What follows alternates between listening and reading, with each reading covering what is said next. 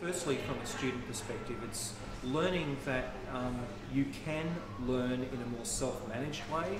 You can learn in a way that is not dependent on individual staff. You can learn in a way that is not dependent on completely dependent on the physical facilities, the physical traditional facilities of a classroom and a whiteboard and a data projector. You can have connections with people who are studying just like you at locations far distant from you and have meaningful dialogue with those people, which actually can result in superior learning. The project involved working with a large undergraduate teacher education program that was delivered in 3 different locations simultaneously. We were looking very carefully at the prospect of students being able to engage with the teaching and learning knowledge available at various campuses, no matter where they were at within the system. We also were looking very seriously at the opportunities that might arise from having student-to-student interaction across those campuses. So we were looking for particular spaces and particular technologies that might actually allow us to get students talking to each other when they were actually 600 kilometres distance from each other and wouldn't normally come in contact with each other. In many ways, what we wanted to do with a course that was fundamentally taught face-to-face on its own campuses and almost, individualised at each of those campuses, we wanted students to begin to see themselves as part of a wider enterprise. You are part of not a 200 student course on one campus, you are part of a 700 student corpus spread across 3 different campuses. You're part of a much larger family. But I think one of the fundamental things that we needed to do for students was to move away from that way of thinking that the only way they could learn is if they actually had an instructor, an educator, standing right in front of them, holding their hand, so to speak. We knew that a lot of students were quite capable of working through distance packages. We knew that they were quite capable of working in less than traditional full-time face-to-face approaches. We know that they already learn an enormous amount when they're away from us on their practicums. All we were trying to do was saying, you know what, our traditional teaching approaches, which are basically face-to-face, are going to transform with that kind of knowledge. I think the main aspects of pedagogy that we were really looking at here was a reorientation back from a kind of traditional teacher-focused delivery model, and I must say it was a delivery model, to a view of pedagogy which was much more firmly focused on the learner. What is the learner experiencing? Where is the learner from? What does the learner know now? And where are we actually going to take the learner from here to the end of the subject, from here to the beginning of the course to the end of the course. Having that kind of focus and stop, I guess, thinking so much about ourselves as teachers and thinking a lot more about learners, and in thinking about learners, not just simply thinking about learners as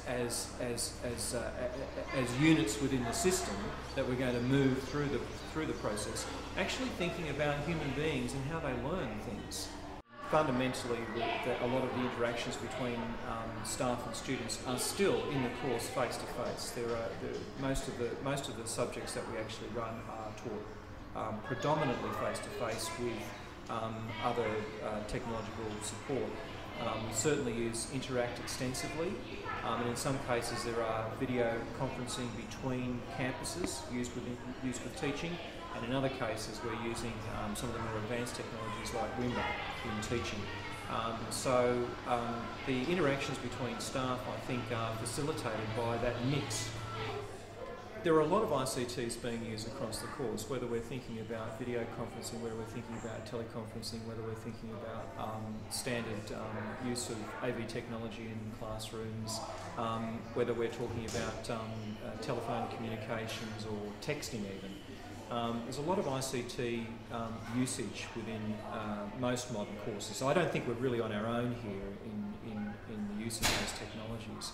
I think what's really important and what will be the future here will be more careful thought about the pedagogical use of these. And what I'm hoping to see with the staff in the course is a more thoughtful consideration of just exactly where certain kinds of ICTs fit in. I think this is an evolving thing. There are many different types of spaces that are available to the staff and the students as they go through a course in teacher education. As a matter of course, all students are going to go into spaces that are off campus. Every student in a teacher education program finds themselves in institutional settings, finds themselves in places away from traditional classrooms as part of their normal professional learning. So they're going to have that as part of their experience as a teacher education student. But they've also got opportunities to be part of traditional teaching spaces, and I think we've got some really interesting recently developed teaching spaces, more workshop space within the campuses, which I think is a really great thing. But we've also got the opportunity to be in virtual spaces as well. I wish I could tell you all the literacies that were out there, because what I'm seeing here is this is a fundamental issue for us. It's about multi-literacies. Every student who comes into a course that's trying to be reconfigured in the way that we want to be reconfigured has a huge literacy challenge. As you say, it's not just the reading and the writing and the numeric literacies that we're talking about here. It is actually the ability to be able to interpret things on screen. It's the ability to navigate your way around on screen-based learning materials. It's being able to access and critically evaluate what is available through computer technology, through the internet and so forth. So there is an enormous amount of work, I think, that has to happen for staff and students in terms of being able to navigate those literacies.